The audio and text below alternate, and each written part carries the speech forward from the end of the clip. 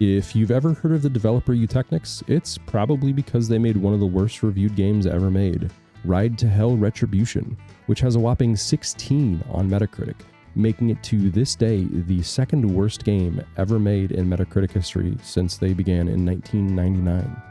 But today, I want to talk about another one of their games, or a series of theirs, I guess.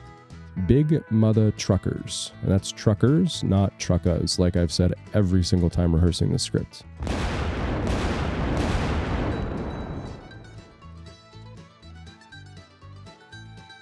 Hey everybody, Alaskan Beard here, and this is the first entry in my Collection Completed series, where we track down all of the games in a specific series and talk about them.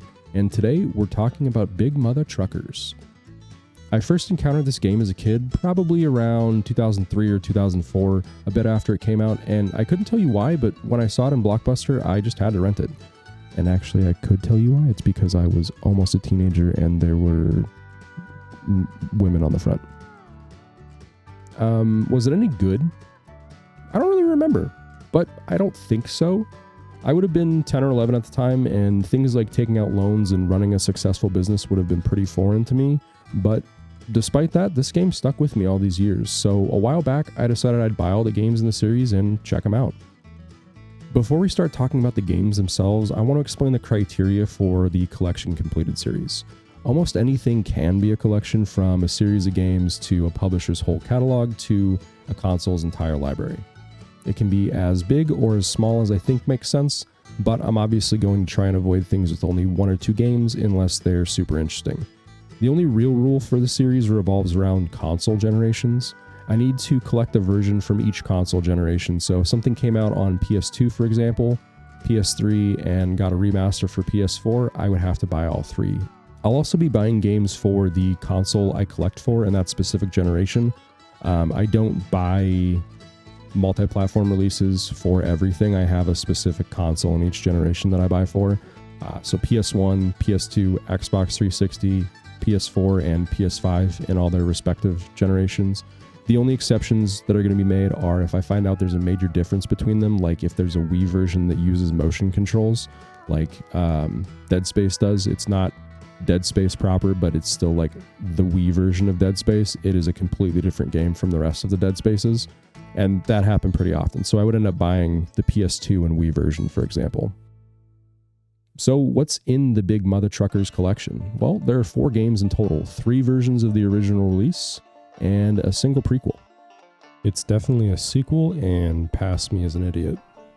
I wanted this to be a bit of a nostalgia check, so I actually wrote this whole intro without having played any of the games. So let's grab our emulators and check them out. We're going to look at the PS2 release of the first game first. Big Mutha Truckers was released to all 3 flavors of 6th generation console, GameCube, PS2, and Xbox in the latter half of 2003, with the Xbox and PS2 versions coming out in June and the GameCube version in August. Strangely, there was also a PC version released in April of that year, and I say strangely because usually we don't see PC releases for games like this, especially in this era, and then we'd never really ever see them coming out before their console counterparts. All versions of the game got middling Metacritic scores, with the GameCube the highest at 63 and the Xbox the lowest at 59. And per my rules, I went ahead and I picked up the PS2 version. That's what I also played as a kid, but the footage you're seeing was captured via emulator because I'm lazy. So what is Big Mutha Truckers about, and how does it play? Well, I think I will let Ma Jackson fill you on the story, and then I will talk a bit about the gameplay. Listen here, you kids. I'm getting old. Don't know how old exactly, but old anyhows. And I'm gonna have me a retirement. You knows I've been running this business for over 50 years, and I reckon I wants one of my loved ones to buy the business off of me. But none of them wanted it. So I'm gonna let one of you 4 kids have it instead. But it ain't that easy. You gotta work for it, see? You got 60 days, you hear me? 60 days to make as many bucks as you can. You can start by selling that load you got on now. Then you buy another one. You buy as cheap as you can, and you sell to get as much as you can. Now, I ain't got me no favorites. So you come back here after 60 days, and the one of you that brings me the most dough gets the whole business. Lock, stock, and both of these here barrels. And I don't give me one jackals tackles how he gets it. But you watch out for the dang hick state county sheriff. I ain't never liked him. You want to know what's happening, then you come back and see your old mama. But you knock first, you hear? Now get out of here. Thank you, Ma Jackson. Lovely as always. As for the gameplay, it's incredibly simple. The core gameplay loop has you driving from one town to another to sell your goods, buy something, and then, continuing on. Repeat 60 times. Each drive is one day of the challenge, regardless of distance, so 60 different drives. Each time you leave a city, you will be challenged by another driver to a race. You'll have to put up a bet each time. You can decline this, but why would you? And the amount changes depending on your destination. I think the amount goes up the further you drive, but I'm not positive and I didn't feel like testing it. Then you race to the next city with an extreme amount of rubber banding. Like, I cannot tell you the amount of times I got in a horrible accident right at the start, and then my rival barely made any progress when I finally got back on course. It's like Need for Speed Underground 2 levels of rubber banding. And this is probably a good place to talk about the driving, since this is a racing game after all. And it doesn't feel great, but I think that's intentional, and that would be for a couple of reasons. The first is, well, you're driving a fully loaded semi and you wouldn't really expect them to handle great under normal conditions, let alone the 140 miles per hour that you go in the game. And I think they struck a good balance of making them feel unwieldy, but still fun to drive. And the second reason is to incentivize upgrades. For example, brakes are the first thing that I bought because slowing down to turn was basically impossible starting out, and the brakes made a world of difference. So I think the shitty driving is probably in part to make you feel like you've progressed when you buy an upgrade. The driving wasn't great, and it is the main gameplay, but it's serviceable, and I don't know how you would do it any better with the goals that I think they were going for. I think they did a good job of making it feel like you're driving a semi inside of an arcade racer, which you are. Other than the driving, the game does have an economy of sorts, with each city buying and selling goods at different prices with 5 tiers. They are noted by double down arrows, double up arrows, single down, single up, and then like a neutral. And to maximize your profits, you would theoretically want to buy the most expensive double down arrow product in one city and sell that to a double up arrow city. The only problem with that is the pricing changes between when you visit, and there's no way to know what's selling at what price in each city. So if you choose a product at random, you'll likely make money, but the amount will vary wildly. The game does give you a hint in each city, however. By talking to the bartender, you learn about one product that one city desperately needs, like Salt Sea City could need coal, and then the city you're in selling coal for, 1 down arrow. When you get to Salt Sea City, it's definitely buying it for double up arrow, though. That's kind of what the hints are implying. And this has the, I'm guessing, unintended side effect of making the gameplay loop to be sell your load, go to the bar, buy whatever the bartender told you to, and drive to the city that they told you to go to. And that really takes like all of the fun out of the game, in my opinion, and it just leaves the driving through a very bland world. When I was a kid, I don't think I ever bothered talking to the bartender, to be honest, so I'd just be gambling on items in each city, which admittedly I don't think would be that fun, but I think maybe adding some perks you could purchase to remember prices in each city, or maybe the ability to buy tips in the bar, would have been a better system. You'd give the player a sense of choice back, and it would make for some extra strategy for people that wanted to game the system. Beyond what I've already mentioned, the game does have a few other mechanics that I'll go over quickly. There are fuel and damage gauges for your truck. You can refuel and repair in each city. You use fuel no matter what, and your truck takes damage as you ram into obstacles and other cars. There's a loan shark in each city that offers various loans ranging from 75 to 200% interest. There's a slot machine in each bar that you can gamble at. You can crash into other cars to gain money. The more crashes in quick succession, the more money. They call this your crash cash bonus. Please try saying that 5 times fast, because I had a miserable time getting it right once. If you crash into bikers, they'll chase you and attempt to steal your load, and likewise, if you hit a cop, they will try to pull you over. There's an upgrade system that allows you to purchase parts for your truck at any of the garages throughout the world, and this does add some strategy to the game because you want to balance making money with buying upgrades for your truck, though I found only a handful of the upgrades, like better fuel efficiency or increased hauling capacity, are actually useful. The only other bit of gameplay I haven't mentioned are the missions that the bartenders give out roughly once a week. These are all driving challenges, like driving to a specific location in 60 seconds while hitting 20 cars along the way. These all give you cash. They're given out by the bartenders, like I said. You can also access them via the main menu. I believe when you beat one in the main menu, it unlocks the next one, and you can kind of play through the whole thing. It's not really often that I can cover every system in a game in just a couple minutes, but here we are. There's not a lot to it. I suppose it is worth talking about the game beyond just the gameplay and story, and it's very early 2000s in a bad way. All the main characters are stereotypes of some kind, like the slutty blonde with huge boobs, or the dumb redneck, or the huge fat dude that only thinks about food and naked women. The only one they thankfully didn't take to the extreme is Raucus, who's black and is portrayed like a normal businessman, which is probably a good call for obvious reasons. All the NPCs you encounter are also based on one stereotype or another. Like there's a super uptight military shopkeeper in the port city, or there's like a really prim and proper anal type person in the capital. And the bartenders are pretty much all bikini-clad women. I don't think most of these were funny or entertaining back in 2003, and they're definitely not now. But like I alluded to with Raucus, it could have been a lot worse. And it is at least a decent amount of variety added to the game, which is something that it sorely needs given the gameplay. Talking about the world itself, I guess it's fine. There's not much to it. The streets are pretty limited, though it is technically an open world, but there's only one or two paths in and out of each city, and the cities themselves are pretty small, being able to reach the store from like the entrance to the city in maybe 45 seconds or so.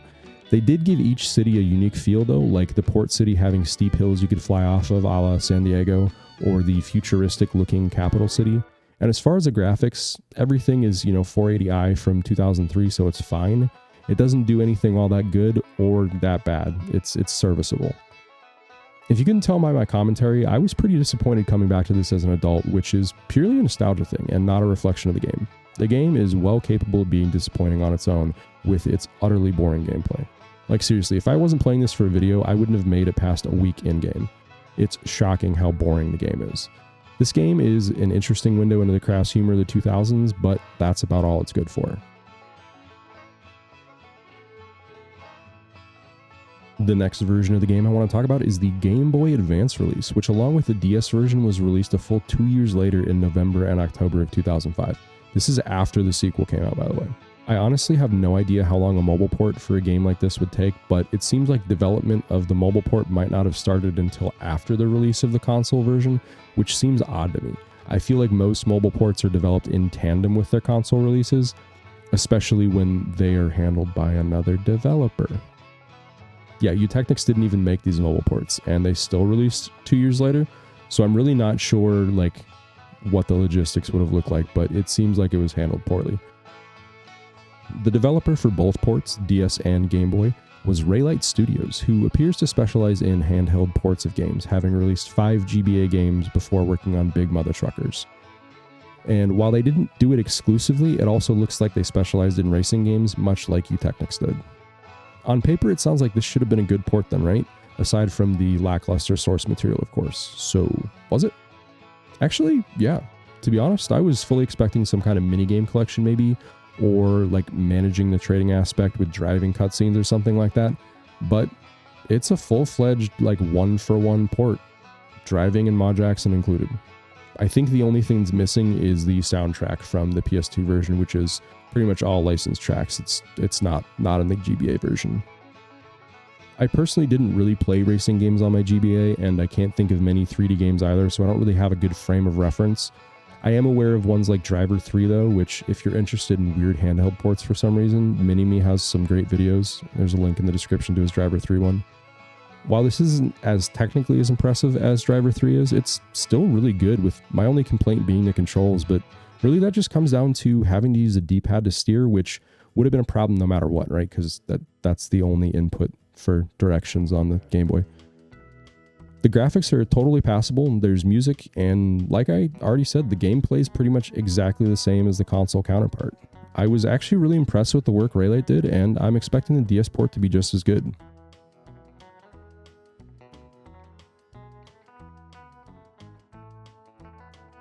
So, is the DS version any good? Is it any different from the Game Boy version? How did they use the dual screens? Are there any clunky touchscreen controls? Well, before I answer any of those questions, this game is actually beautiful on the DS. I haven't played a bunch of DS games, so this might be pretty standard, but this is actually like the best looking game of the bunch. I think it's a combination of the game being ported from the PS2's 480i to the DS's 192p. But yeah, it looks great. It's super crisp, and I'm genuinely surprised and impressed. But yeah, so is the game any different? No, it is not. It is exactly the same as the other two, the console and Game Boy version. I wasn't really expecting anything different, but as far as I can tell, it's virtually identical to the Game Boy version with the exception of the differences I'm going to mention in a second. I'm not disappointed, like I said, but it would have been awesome if there were some additions, especially given the upgraded hardware it was released for. Did they do anything different with the dual screens, the DS's namesake? Kind of. When you're driving, you drive with the top screen, and then there's a map on the bottom screen, which shows your destination as well as where your siblings are. It's not a huge addition, but it did add some visual interest, and given the rest of the game, anything helps, right? Other than that, they've also made use of the dual screens for menuing. Whenever you're talking to someone, they appear on the top screen, and all of your chat options are on the bottom. Again, it's not a big difference, but I don't really know what else they could have done in that scenario, so yeah, whatever.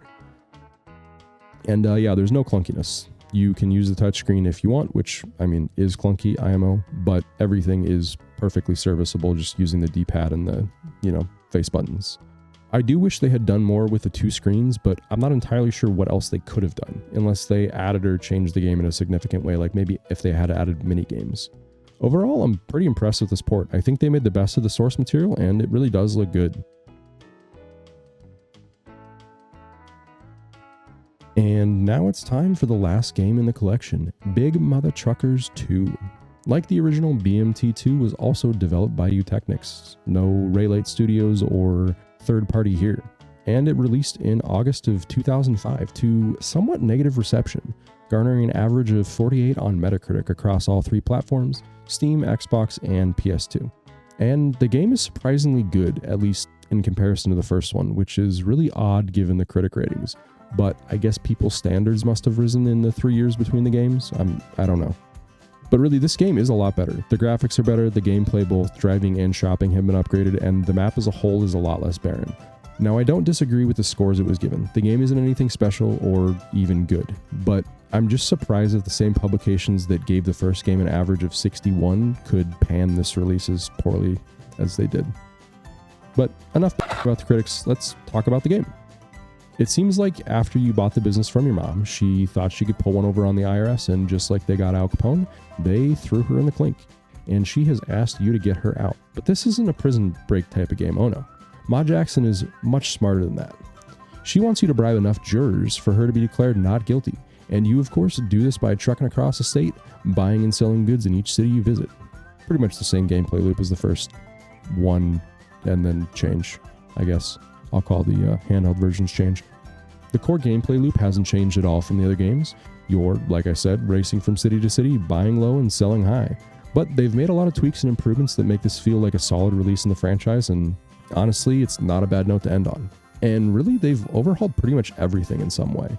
The graphics are much better, both in-engine, and cutscenes are not higher resolution, right, because it's on the same console still, but they're definitely more detailed. They're higher polygon count, I guess. The interactions with the NPCs, while still just as trashy, are more varied, and some characters are almost funny, like your cousin Junior, a former pro wrestler working at his ma and pa's store until he can get his comeback match after his injury. Hey, Earl! Junior? Cousin Junior, is that you? Oh, I thought you was competing on the pro wrestling circuit. I am, except I took too many bumps and the docs put me on the injured list. So I'm recuperating in here and helping out Ma and Pa. But I already got my comeback match lined up for next week. It's gonna be me against some fellas called Mincin' Mark McGee and Limp Leroy LaBeouf in a hot oil and lederhosen match. Some fella down in Salt Sea City's putting it together. He got real excited when I said I'd show him my pile driver. And the buying and selling is leagues better. They've made it more involved without adding a bunch of tedium. Rather than talking to the bartender to get your surefire profitable item, you actually get to see a chart of where things are profitable or not, and by how much, all via bar graph. This adds a little strategy to the game because you can now mix and match different products as long as you've got the cash and trailer space for it. There are also illegal goods now too, highly profitable items that add a little bit of risk as they can be confiscated by police if you get caught. Even the gambling in the bars is better, as they've implemented a handful of casino games rather than just slot machines. Like a match game, where you win by pressing X before the dealer can when you see a match, or full-on blackjack.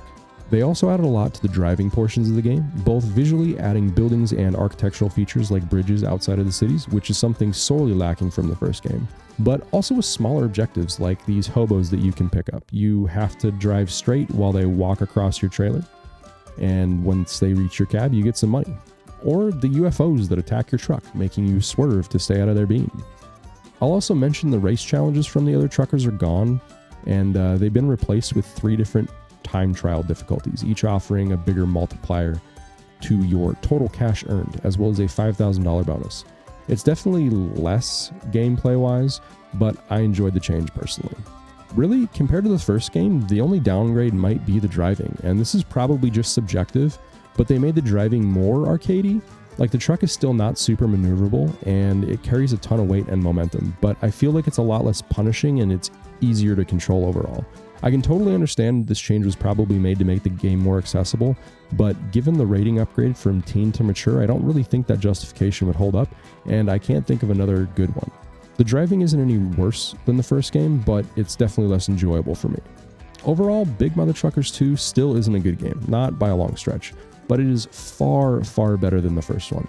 Like, as a kid, I have fond memories of the first game, but playing as an adult, I wouldn't have played more than 5 minutes if it wasn't for a video. The sequel, though, I would definitely consider playing casually, if I was desperate, I guess, and it would make for a fun game to stream. You know, you could just shit and... You could just sit and talk shit for the 6 hours or so that it would take to beat. But that's the last game in the series. While nothing in this series is as notorious as Ride to Hell at Retribution, and none of them are good games, I still think they make for some memorable, albeit very cringe-worthy entries in my collection. And despite being purely nostalgia, I have fond memories of playing the first game on my OG PS2 on a 13-inch TV as an almost teenager. Raucus was super cool and the guy that I always played. All the women were hot, and I was too young to understand most of the bullshit sexist remarks in the game. Would I recommend buying or even playing any of these games? BMT2 might be worth checking out if you like janky 2000s racing games, but beyond that, no. Outside of the occasional playthrough on YouTube or a retrospective like this one, these games should be left in the past along with the rest of Eutechnyx's legacy. And with that, I've been Alaskan Beard. Thanks for hanging out with me while we've completed our Big Mutha Truckers collection. If you liked the video, give it a thumbs up and get subscribed. If you want to see more content, come hang out with me on Twitch or check out my Twitter. Otherwise, I'll see you in the next video. Peace. Like, the truck is still snot, yes. All the main characters are stereotypes of some kind, like the slutty blonde with huge booms.